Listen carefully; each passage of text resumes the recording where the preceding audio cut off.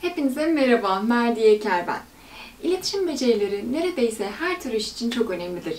Doğru mülakat soruları ile potansiyel işverenler bir adayın çeşitli durumlarda ve tarzlarda doğru şekilde iletişim kurup kuramayacağını belirleyebilir. İletişim kurabilmek hem yeni çalışanın pozisyonda etkili olmasını hem de genel olarak iş yerini olumlu yönde etkileyebilmelerini sağlayabilir.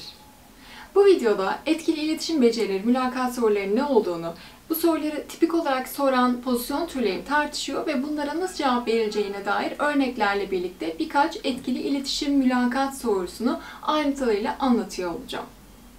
Bunun gibi özenle hazırladığım videoların devamını isterseniz kanalıma abone olarak videoyu beğenmeyi unutmazsanız çok sevinirim.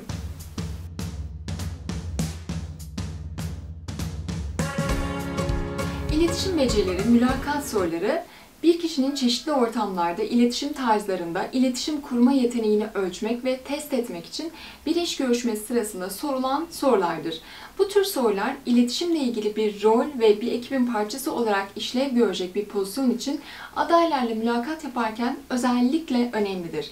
İletişim becerileri mülakat soruları sormak, görüşmecinin birisinin temel dil anlayışına sahip olup olmadığını, hem sözlü hem de sözlü olmayan iletişime kurup kurmadığını ve farklı durumlarda farklı kişilerle iletişim kurup kuramadığını anlamaya olanak tanır. Görüşmecilerin potansiyel adaylarda aradıkları ortak iletişim becerileri şunları içerir: sözsüz iletişim becerileri, sözlü iletişim becerileri, saygı, empati, dinleme becerileri, güven. Tabii aklınıza şu soru gelebilir: görüşmeciler neden iletişim becerilerini test ediyor? Açık iletişim, verimli ve sağlıklı bir çalışma ortamında temel bir bileşendir. Mükemmel iletişim becerilerine sahip çalışanlar yalnızca şirket katkılarını değil, aynı zamanda genel iş memnuniyetlerini de geliştirebilirler.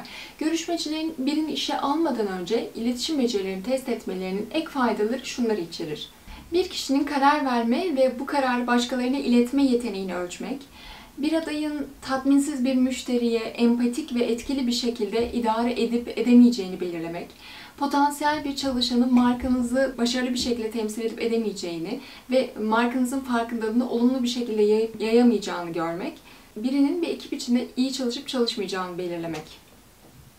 Mülakat sürecinde iletişim becerilerini test etmek için çaba sarf etmek, bir şirketin zamandan ve paradan tasarruf etmesine yardımcı olmanın yanı sıra iş yeri cirosunu ve çalışan memnuniyetsizliğini potansiyel olarak azaltabilir.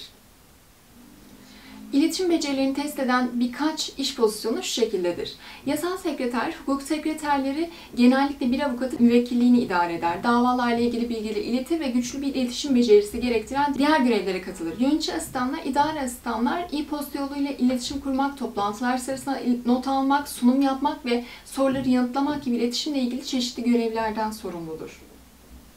İnsan kaynakları yöneticisi, İK çalışanları genellikle çalışan ilişkilerini yönetmekten, bir şirket içinde üst yönetimle çalışanlar arasında bağlantı kurmaktan sorumludur. Tüm düzeydeki çalışanlarla etkili bir şekilde iletişim kurabilmek, anlaşmazlıkları ele almak ve çalışanların moralini korumak bu pozisyondaki bireyler için çok önemlidir. Resepsiyonist, ziyaretçileri karşılamak, bir ofisin nasıl işletildiğini denetlemek, bir resepsiyonistin diğer ortak görevleri iyi iletişim becerilerini gerektirir. Doğru iletişim olmadan ofis görevlileri, resepsiyon veya diğer önemli görevler gözden kaçabilir ya da yanlış iletilebilir veya verimli olmayan bir ofis ortamıyla sonuçlanabilir. Müşteri hizmetleri temsilcisi. Bu profesyoneller ihtiyaçlarını anlamak ve müşteriyle ilgili sorunları ele almak, çözmek için müşterilerle doğrudan çalışmaktan sorumludurlar. Müşteri hizmetleri temsilcileri bir müşterinin neye ihtiyacı olduğunu etkili bir şekilde anlayabilmeli ve bu ihtiyacı doğru şekilde ele aldığından emin olmak için iletebilmelidir. İletişim becerilerini ortaya çıkarmak için sorulabilecek sorulara ve ayrıntılı cevaplara bir bakalım. Bana en büyük başarınızdan bahsedin. Bu soru sorulduğunda bu cevaba hangi kolların girebileceğini düşündüğünüzden bir duraksıyorsunuz. Bu nedenle ayrıntılı anlatma gereği duydum. Bu davranışsal soru, görüşmecilerin potansiyel bir çalışanın neyi başarı olarak gördüğü ve bunu başarmaya nasıl başladıkları hakkında fikir edinmelerini sağlar. Verilen cevap genellikle bir kişinin başvurduğu işle doğrudan ilgilidir ve muhtemelen işe alma müdürünün adayı daha iyi tanımasına yardımcı olabilecek kişisel bilgiler içerir. Örnek: İletişim ve etkinlik koordinatörü olarak yerel bir evsizler barınağında gönüllü çalışıyorum. Geçtiğimiz yıl yaşam ortalamasını ve mevcut yiyecekleri iyileştirmek için evsizler barınağına koymak üzere 10.000 TL'den fazla bağış toplamak için birkaç bağışçı ile çalıştım. Sığınma evine yapılacak katkılar, sığınma evini kullanan evsiz bireylerin rahatlık ve umut bulması için, daha iyi bir fırsata sahip olması için yardımcı olacak ve onları uzun vadeli işler bulmak ve ayağa kalkmaya teşvik edecek. Çatışmayla karşılaştığınız bir zamanı ve bunu nasıl ele aldığınızı açıklar mısınız? Bu tür sorular görüşmecilerin bir adayı çatışmayı nasıl ele aldığı ve baskı altında nasıl çalıştığını anlamaya olanak tanır. Ve adayın verdiği cevap genellikle problem çözmeye odaklı bir şekilde problem çözme becerilerini ortaya çıkaracaktır. Örnek, ekibimizin bir projeyi zamanında tamamlama becerisini olumsuz yönde etkileyen son teslim tarihlerini en az 3 kez karşılayamayan bir iş arkadaşıyla çalışıyordum. Bu iş arkadaşıyla görüştükten sonra projeleri zamanında tamamlayamamalarının nedenlerini belirledik ve çalışma arkadaşımın iş akışını iyileştiren bir bütün olarak takıma fayda sağlayan bir çözüm belirledim. Takım çalışmasında uyumlu musunuz? Bu soru önemlidir çünkü bir adayın takımlarda ya da diğerlerinin yanında çalışıp çalışmayacağına dair bir fikir verir. Başkalarıyla çalışmak güçlü iletişim becerileri gerektirir. Bu nedenle başkalarıyla çalışmaktan zevk alan bireyler genellikle etkili iletişim kurma becerisine sahiptir. Örnek, etkili iletişim kurma becerilerim bir sosyal medya yöneticisi olarak başarımda büyük rol oynadı. Diğer ekip üyeleriyle düzenli olarak çalışmak ve diğer ekip üyelerini dinlemek, ekibimi sürekli motive etmem ve performansı iyileştirmem olanak sağladı. İletişim ve çalışanların mutlu olmalarını sağlamaya adanmışlık tüm sosyal medya ekibimizin üretkenliğini artırdı. Kendinizi nasıl tanımlarsınız? Bu soru adaya belirli bir pozisyonda etkin bir şekilde işlev görme becerilerinin yanı sıra iletişim kurma becerilerine ilişkin kendi anlayışlarını gösterme şansı verir. Örnek, kendimi etkili iletişim becerileriyle iş yerine değer katmaya adamış harika bir takım oyuncusu olarak tanımlardım. İş deneyimim beni sadece liderlik etmekle kalmayıp aynı zamanda garantileyecek şekilde dinleme becerisiyle donattı. Ekibimle aynı safhadayım ve çalışmaların duyulduğunu, anlaşıldığını hissediyorum. Meslektaşlarımın ve çalışanlarımın hedeflerine ulaşmalarını ve işlerini olabildiğince üretken ve mutlu olabilmeleri konusunda tutkulu bir yöneticiyim. Bu pozisyon için neden uygun olduğunuzu düşünüyorsunuz? Bu soruyu mülakat sorularını incelemiştim ama bu başlık altında bir daha incelemek ve farklı bir örnekle karşılaşmanızı istedim. Bu soru bir adayın işle ilgili becerilerini ifade etme yeteneğinin yanı sıra başvurdukları işle ilgili neyin önemli olduğu konusunda kendi fikirlerini ölçmesine harika bir yoldur. Aynı zamanda görüşmecilerin bir kişinin güven seviyesi konusunda fikir edinmelerinin için de harika bir yoldur. Örnek, bu pozisyon için uygun olduğumu hissediyorum çünkü hızlı bir şekilde işe koyulacağım, şirketiniz için anında sonuç alacağımdan eminim. Önceki işimde departmanımdaki satışları %40 artırabildim. Çalışmamın ilk 90 gün içinde ve bu kuruluş için benzer sonuçlar sağlayabileceğime inanıyorum.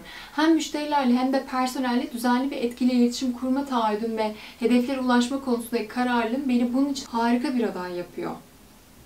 Birini kendi bakış açınızdan bakmaya nasıl ikna edersiniz? Bu yaygın bir iletişim becerileri mülakat sorusudur ancak cevaplaması kolay değildir. Cevabınızda diğer kişiyi ikna etmek için bilginizi, tutkunuzu ve güveninizi, olağanüstü iletişim becerinizi nasıl kullanacağınıza odaklanın.